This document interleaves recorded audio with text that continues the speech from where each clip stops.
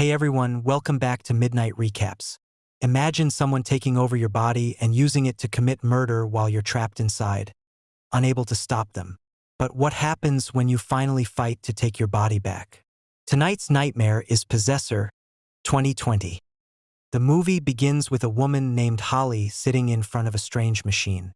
She inserts a probe into her head and adjusts a dial, causing her emotions to rapidly change from laughing to crying. A strange glow appears in her eyes before she disconnects the machine and gets ready for work. Holly arrives at a party where she is working as a hostess. Without warning, she walks up to a wealthy attorney, grabs a knife, and repeatedly stabs him. As the guests panic and run away, Holly calmly watches the scene before taking a gun from her purse. She places the gun in her mouth and says, "Pull me out." But when she tries to pull the trigger, her body refuses to cooperate. Before she can do anything else, the police arrive. Holly points the gun at them and the officers shoot and kill her. The story then reveals what really happened. Holly was actually being controlled by a professional assassin named Tasia Taz Voss. Taz works for a secret organization that transfers her consciousness into other people's bodies so she can carry out assassinations without exposing her real identity. The glow in Holly's eyes shows that Taz is in control. When Holly said, "Pull me out," it was really Taz asking her team to return her consciousness to her own body. The only way to complete the process is for the host body to die. After returning to her own body, Taz undergoes a psychological evaluation with her boss, Girder, to make sure she hasn't suffered any mental damage during the mission. Taz passes the test but keeps one important detail to herself. She doesn't tell Girder that she was unable to make Holly take her own life. Taz asks for some time off so she can spend time with her husband, Michael, and their son, Ira.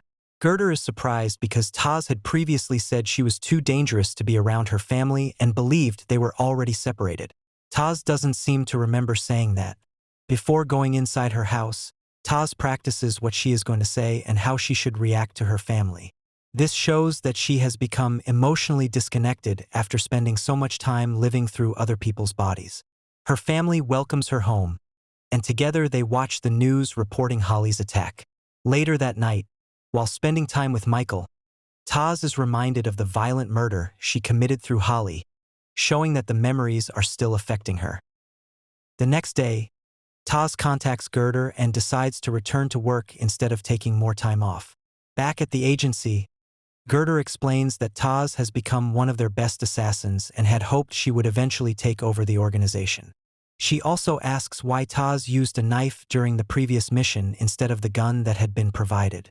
Taz gives an explanation and Girder accepts it. Girder then introduces the agency's next assignment.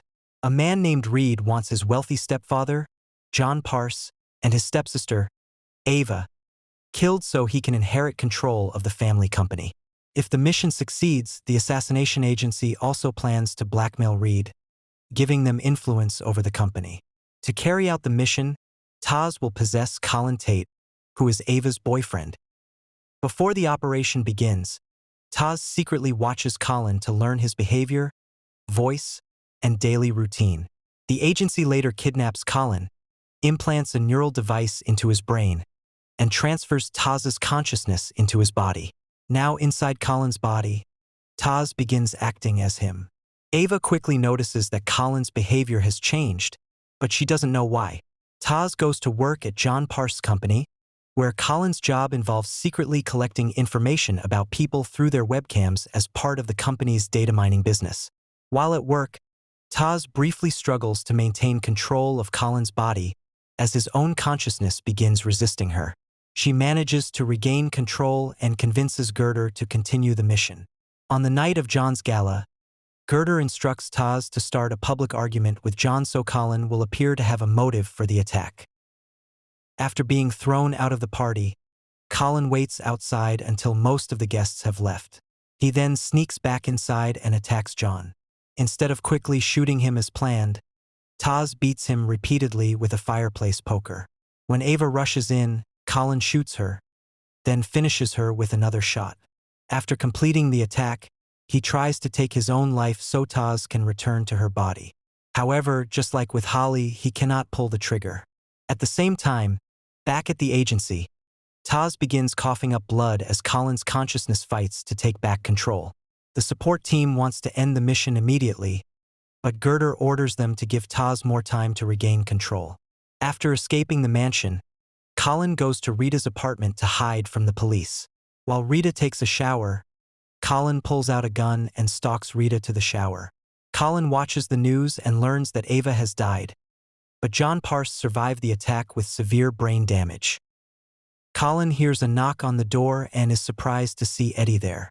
Eddie enters the apartment and knocks him out. When he wakes up, he finds himself connected to a machine and Taz is seemingly back in control.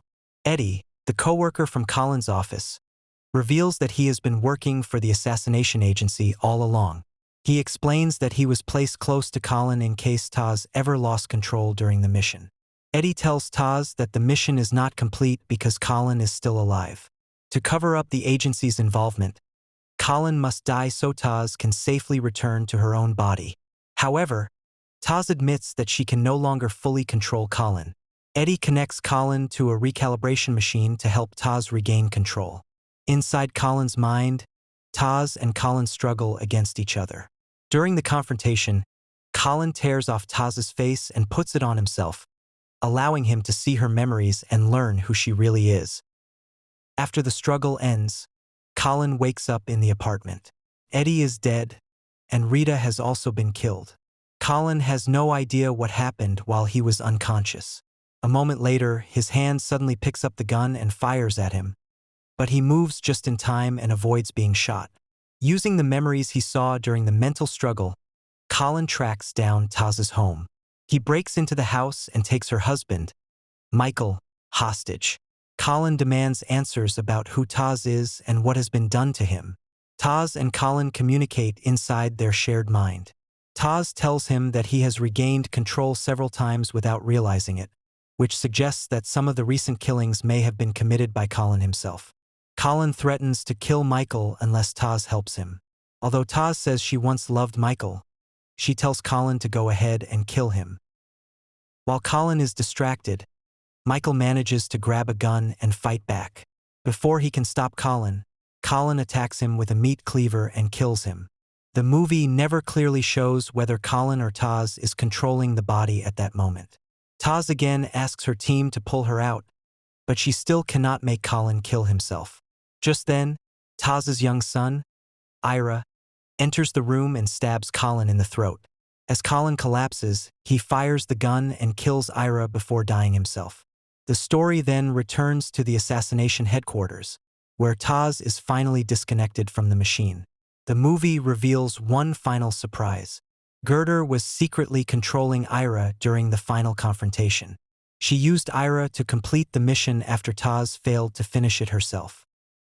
In the final scene, Girder gives Taz another psychological evaluation, just as she has after every assignment. Taz answers the questions normally, but the film never confirms whether she has fully recovered or if part of Colin's mind is still trapped inside her.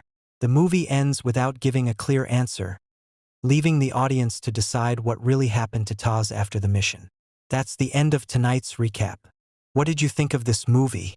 Let me know in the comments and don't forget to subscribe. If you're craving another terrifying story, tap the video on your screen right now. Trust me, you don't want to miss this one.